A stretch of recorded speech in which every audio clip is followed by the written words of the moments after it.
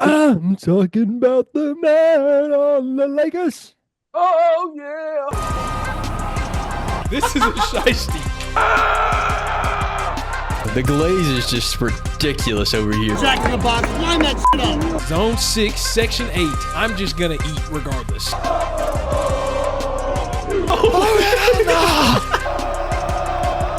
He shakes his head. You don't know what's going on. He's losing his mind.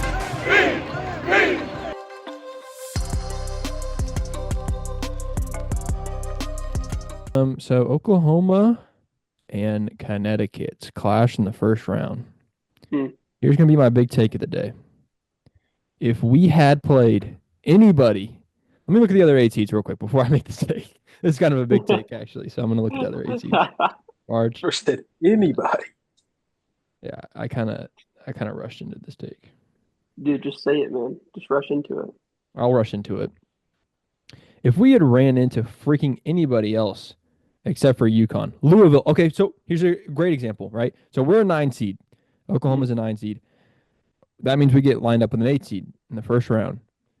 If we had ran into any other 8 seed other than UConn, I think we would have won. Louisville was another 8 seed. We beat them earlier in the preseason. We beat them well earlier in the preseason. Yeah. So there's your evidence. Mississippi State. Tough to say. I don't know, but I think. Okay, never mind. Gonzaga. Okay, we wouldn't have beat Gonzaga, but I think, man, it was just a tough. I guess my point at the end of the day is we got a tough draw. I mean, you get the reigning back-to-back champion, and you get a coach like Dan Hurley. Yeah. The only reason they got knocked out was because Florida was a 1 seed and they got lucky with the refs. So yeah, we got we just got a bad draw there. Yeah. So I'm not disappointed at all with the loss. Like, honestly, played maybe a little better than I expected. Yeah. In that first round game. So I'm pretty happy. I know the narrative after the game from Porter was like, we're not just happy to be here. Like, this was, but it's like, come on. We are just happy to be here. We're happy to be here. We're happy to have made March Madness. Come on. So, but the big thing is for me is like, okay, you lose to UConn first round, not the end of the world. The question is like, okay, now are we going to continue? Like, was this kind of a one and done? Like, are we going to be a consistent March Madness? I understand. Are we going to be in March Madness consistently from now on? And if that's not the case, then that's a problem. But hopefully the administration saw the potential of what Porter Moser has and said, all right, we'll dump some money into this thing. Yeah. The biggest thing that I saw was the game plan was great. We had wide open threes, wide open layups. We had great defense, and we could not hit a shot. Couldn't hit a shot. If I had $1 for every wide open three that just went in and out, rimmed out, went out, I'd be a millionaire by now. And it's so frustrating because, like, the game plan was phenomenal. The shot, we had wide open shots. The defense was excellent. Our defense was holding them super good. And we could not hit anything, including layups. And that's what was so frustrating, I think, is like I felt like we should have won the game. If we played it, if we shot decently, literally just decently, we would have wiped the floor with UConn because our defense was amazing. Mm-hmm. And we had wide open opportunities, but we just could not hit over and over and over and over again. Yeah. And Jeremiah Fears stepped up, but he was the only one.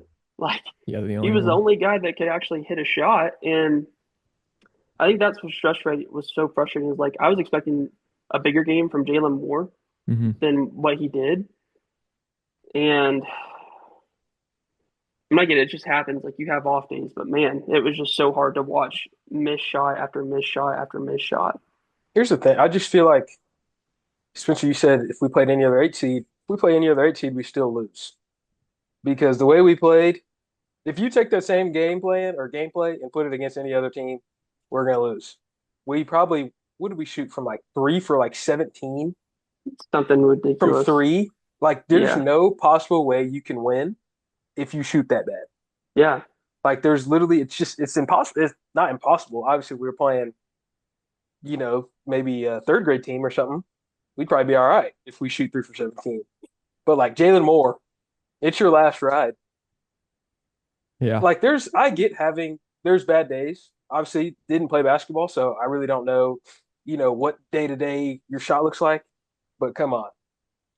You got to be, there's like simple stuff. Like if you're in a slump in baseball, you can at least bunt the ball and that'll get you going. You can at least hit a layup. Couldn't even do that. Yeah. And I was just like, to Yeah. put up what I think he had 2 points and they're both free throws in the first half. Mhm. Yeah. Like that is so, and I don't want to say it's bad because I can't do any better, but it was just unacceptable.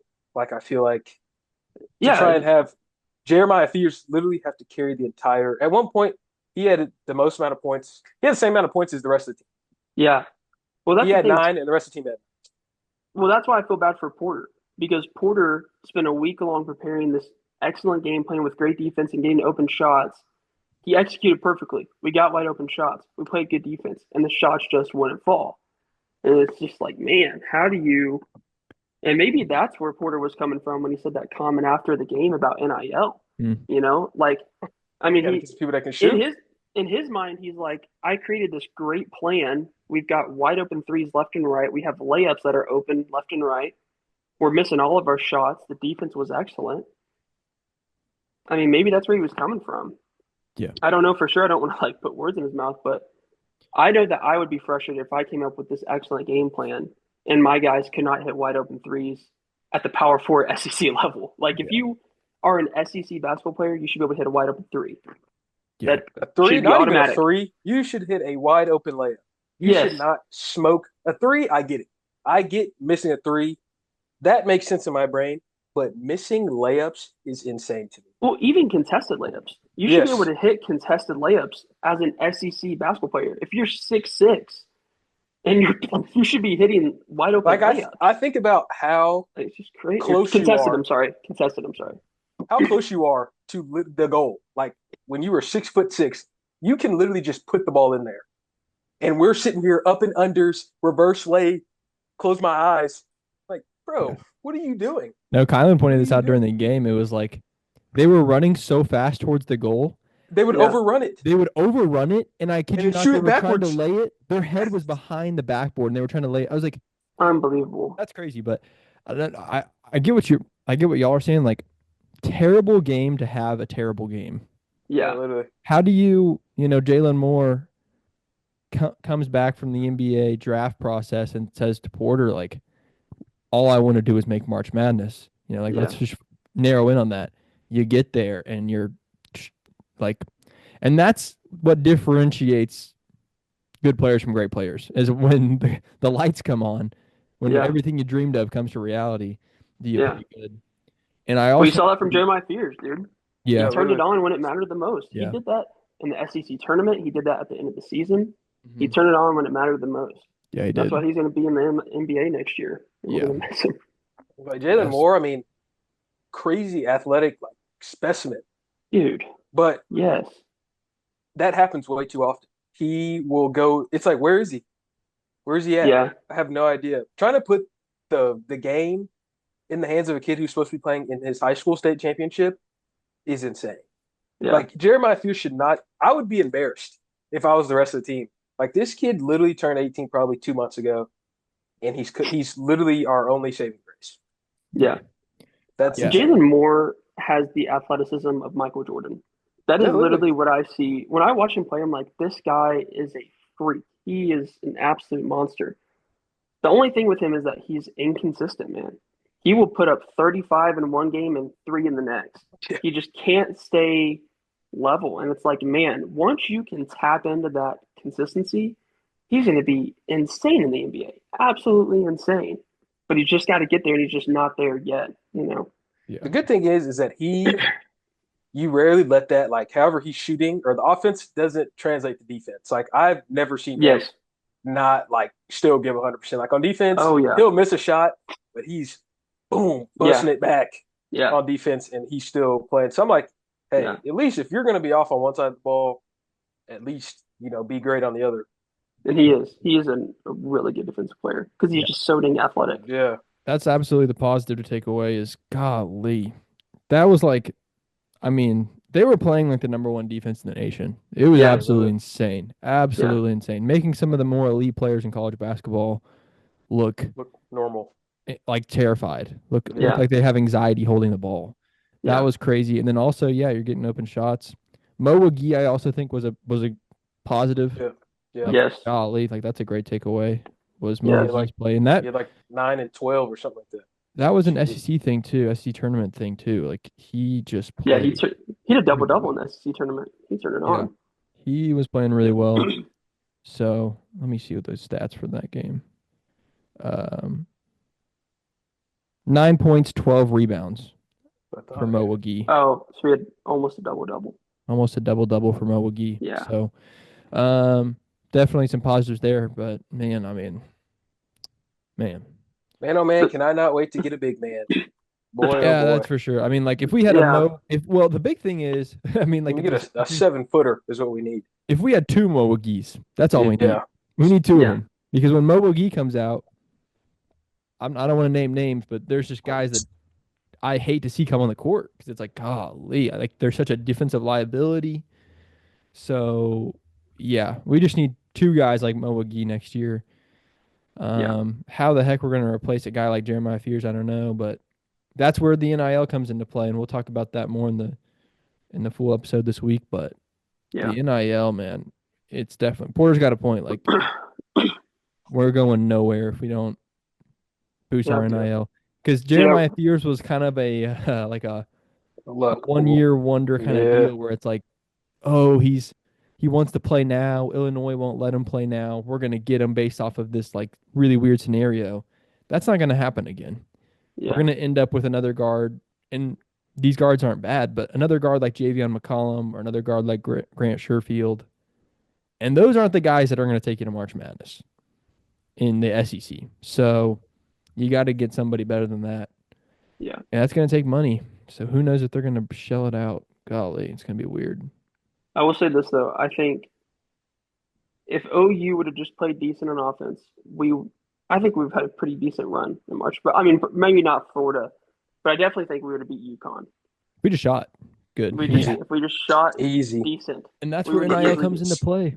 Yeah, well, that's the thing is like we did not play good on offense, and we were still in the game the entire time. We were up at one point. We led with like 4 minutes left to go in the second half. Yeah. So it's like, man, the potential for that team was so high. Yeah. And even on their worst game, their worst offensive game that I've ever seen, they were still so close. That just goes to show you, if Porter Moser had talent, God, like elite level talent. Yes. I don't think this team was super untalented, but it's like, man, I mean, you don't see if you give him the talent, and obviously we're not going to go compete with these guys because we're not the brand like they are, but Duke and Houston and all these guys, when they get an open 3, it's like an NBA player. It just goes down. There's not really a thought about if it's going to go down. It just goes down. And that's the difference. But that's a money difference. That's a big money difference. Yeah. Dude, you give Porter the money, man. Final Four year after year after year after year. That's what I'm thinking, man. Because just like you said, I don't know if we're getting past Florida, but maybe if we're a 6 seed or a 5 seed, I could absolutely see a Sweet 16 Elite 8 run. Yes. But anyways, yeah. Yeah. Well, we'll be back tomorrow. Man, tough loss. Girls play today, 3:00 p.m. Do it, Iowa. Big time to advance to the Sweet 16. Yeah. Yep. Yeah. Here in Norman. That's awesome. Trae Young bought all these tickets and stuff, and some guys on Twitter were not happy about that. That's crazy. That was so crazy. That's insane. Like, why are you hating so hard? Why are you mad that Trae Young's buying? They're good. Basically donating money to the school. Literally. That's basically all it is. It's like, dude, come on. Yeah, for those that don't know, there was a guy on Twitter who was just going on a rant about Trae Young buying these tickets and how it was like pointless. And I don't know, kind of crazy. Yeah. All right. This is what it is. All right. Well, see y'all. We will see y'all tomorrow. See you guys. Bye. Peace.